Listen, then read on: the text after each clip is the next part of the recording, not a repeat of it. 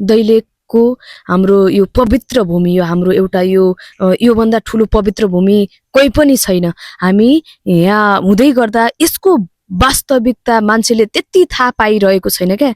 यसलाई चिन्न सकिरहेका छैनन् यहाँका हाम्रो जति मान्छेहरू छन्, जति नेताहरू छन्, तर चिन्नेहरूले चाहिँ चिनिरहेछन्। यस्तो यो कसरी हेरिरहेछन्, यसको वास्तविकता के हो भनेर हामी केही थोरै प्रतिक्रिया लिन्छौँ। जस्तै यहाँ हाम्रो यस्तो पवित्र भूमि छ तर संरक्षण त्यति हुन सकेको छैन क्या। यसमा के भन्नुहुन्छ हजुर?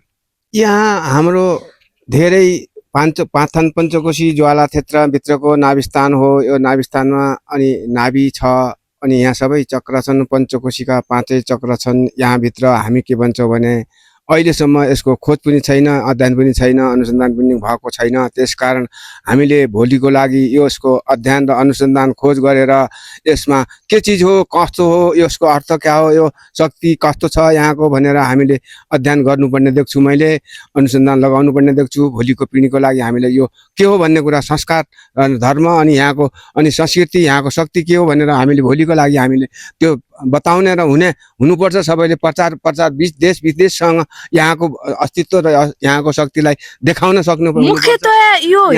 मुख्यतया यो हेर्ने भनेको राज्य हो, राज्य र स्थानीय निकायले गर्नुपर्ने हो। तर एकपछि अर्को यहाँ आइरहेछ नि त। जति पनि यहाँभित्र के छ भनेपछि मै खाऊ मै लाऊ म सुखसाइले मोज मगरू मै बाँचु मै नाचु अरू सबै जनहरू भन्ने भावले गर्दाखेरि यस्तो किसिमको भएको हो कि भन्ने मात्रै छ। मलाई अरू त भन्न सक्दिनँ। तर यहाँभित्र यो त्यसरी हुनेवालो छैन।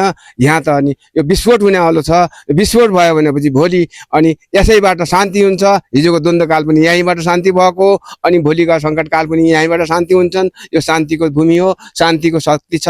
यहाँ पानीमाथि ज्वाला ज्योति बलेका छन्। यिनी सत्यदेवीको हुन्, पार्वतीको हुन्, शिवको हुन्, महादेवको हुन्, रामको हुन्, सीताको हुन्। तिनको अर्थ लाउन सकिँदैन, अहिले हामी सक्दैनौँ। त्यसकारण समयले देला। हामी त एउटा सहारा हौँ, सहारामा हामी उभिएका छौँ। यहाँको अनि यो ठियो धान्नको लागि, यहाँको संस्कार बचाउनको लागि, यहाँको धर्म बचाउनको लागि, यहाँको अनि हाम्रो रीतिरिवाज बचाउनको लागि, ब्राह्मण क्षेत्री वैश्य शूद्रको रीतिरिवाज र संस्कार हामीले बचाउनु पर्ने र अनि राख्नुपर्ने देख्छु। अरू केही देख्दैन। यसलाई पर्यटक बनाउनु पर्ने देख्छु, अरूको धेरै देख्दिन सक्दिनँ। अब हामी लागिरहेका छौँ, हामीलाई शक्ति चाहिएको छ। हामी युवाहरू, हामी छोराछोरीहरू यसरी लागिरहेका छौँ, अगाडि बढिरहेका छौँ।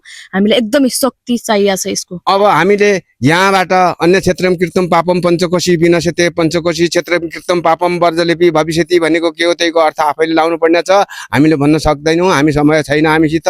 अनि यहाँको शक्ति जहाँ ज्योतिका ज्वाला छन् भनेपछि त्यहाँ शक्ति क्या छ, कसो छ भनेर सबै हामीले बिचबिच गर्न सक्दैनौँ। संक्षिप्तमा भन्छौँ, यहाँ जो आफूले प्लान विचार उद्देश्यलाई हामीले यहाँ पट्कन सक्यौँ भने पुरा भएको देख्छौँ हामीले त।